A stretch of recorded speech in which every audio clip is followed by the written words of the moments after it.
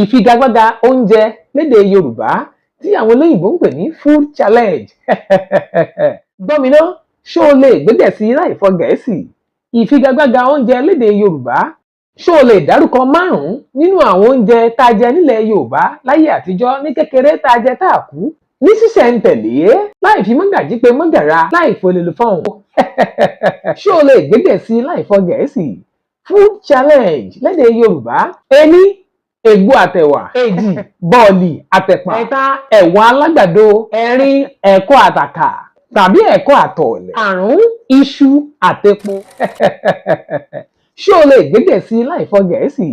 Food challenge lédè Yorùbá. Ìfigagbága oúnjẹ lédè Yorùbá. Ṣé o lè gbédè sí? Ó yá, mo ta ọ́ láyà.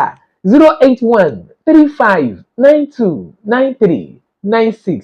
Àkọ́kọ́ ọrú ẹ̀ rèé nílẹ̀ káàárọ̀ òjíire. Àkọ́kọ́ ọrú ẹ̀ rèé ní orílẹ̀-èdè Nàìjíríà. Ìfigagbága oúnjẹ. Ẹ tí ì rí nǹkan kan, mo ṣẹ̀ṣẹ̀ mẹ́yẹ bọ̀ lápò. Gbádùn Ẹ̀mí Ẹ̀tàn TV.